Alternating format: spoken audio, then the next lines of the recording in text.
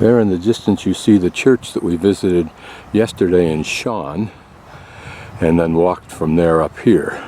Of course, the reason they went there was I misguided myself. And here's our hostel. And today what we're going to do is pretty straightforward, I guess. I'm going to take a bus just for ease down to the town of Vaduz Center, tourist center, just because it'll save me energy. And then from there I'll walk up the hill to the prince's castle, and then from behind it there's a trail that we can take, goes in either direction, but goes to the same Schlon remnant of a castle that I want to visit. Here's a small menagerie of some kind of goat and some llamas, I think, but their kind, whatever that is, some burros. What the purpose of this is, I don't know. Some kind of park, I think. An extra chunk of detail I wanted to pick up on this building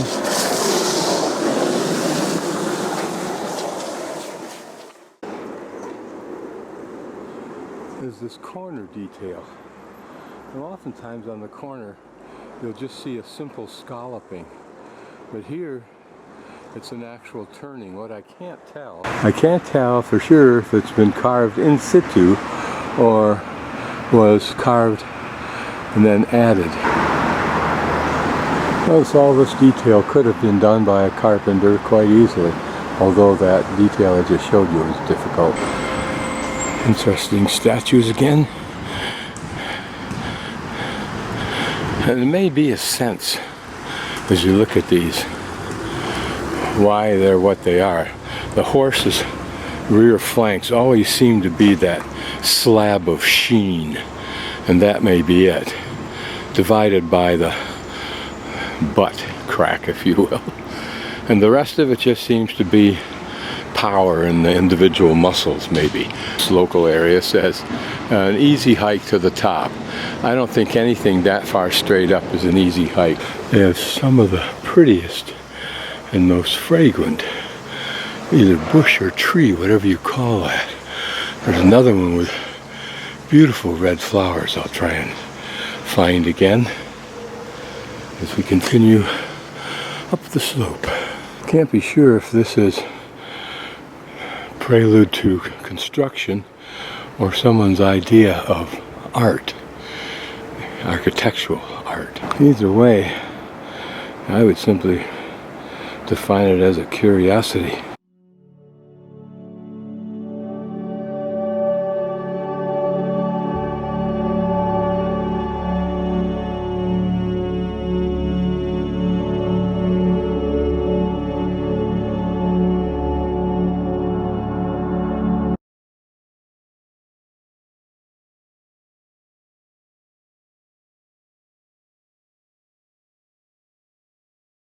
Old wooden wine press.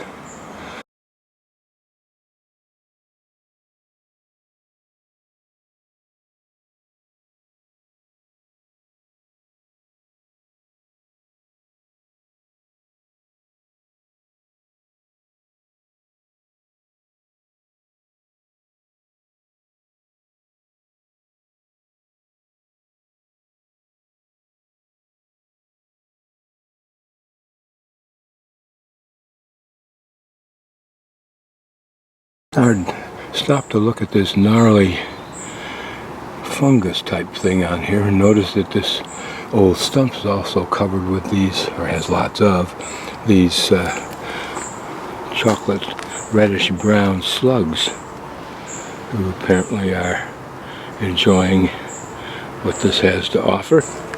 I think this guy's head's up, so he may be the lookout.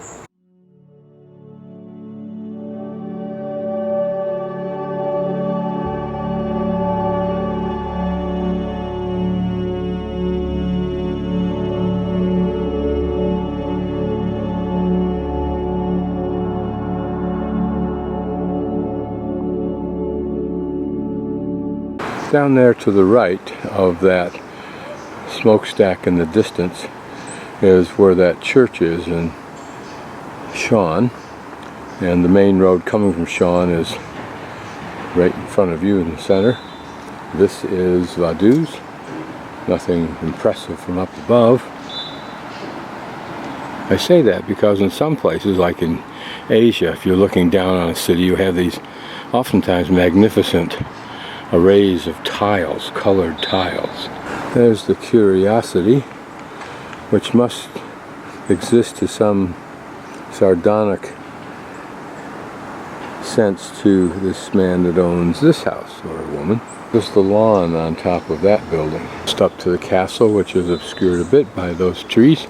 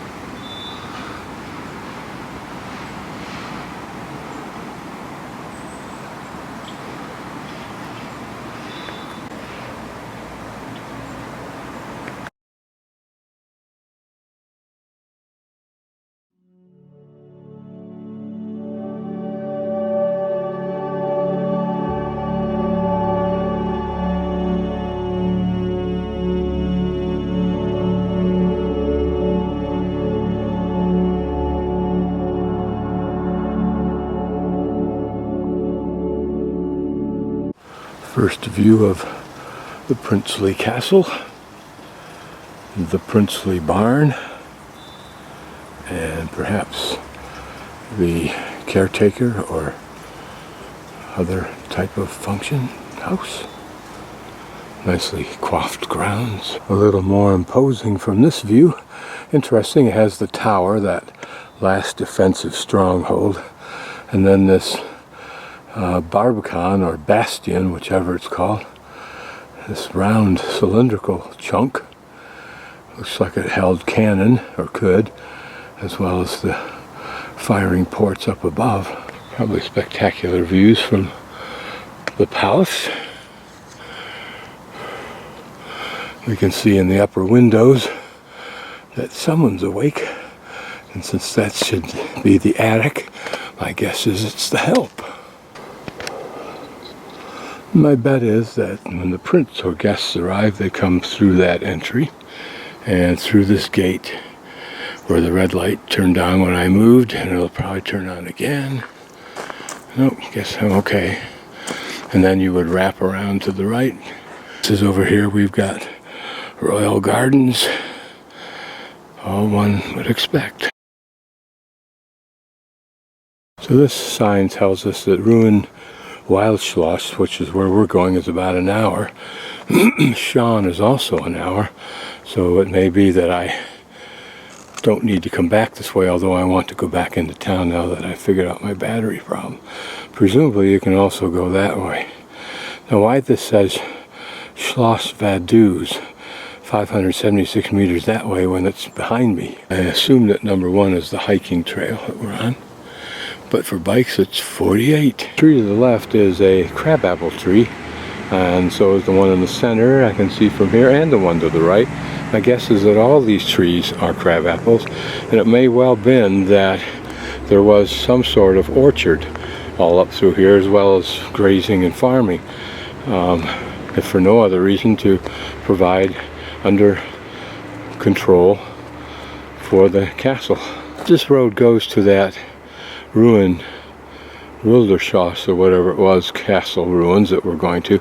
I wonder if it was ever used for that purpose originally. Did these two castles communicate? Were they even in the same time frame?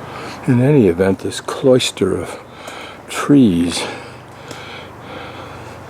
would seem to have been a very pleasant place for the family to walk then and now. I noticed something interesting, and I just noticed it probably about where those trees cross, right in the middle of the picture, down in the amongst the trees, but all along the edge of the road.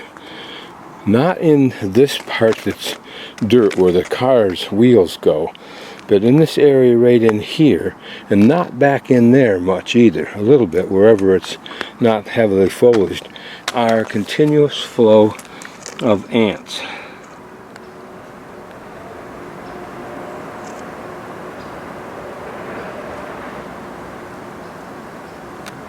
And what's fascinating is there's a high density of them, but why such a long area? Why such a narrow area?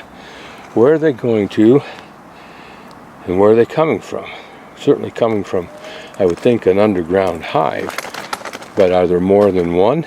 So now I'm going to walk up here further, and every 50 yards take a check and see if they're still there.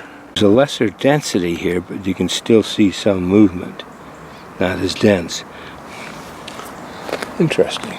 There's just a few ants that I can detect. We're slowly climbing higher along that road from the castle, behind those trees, and up along this path we just walked here, and then switchbacking further up.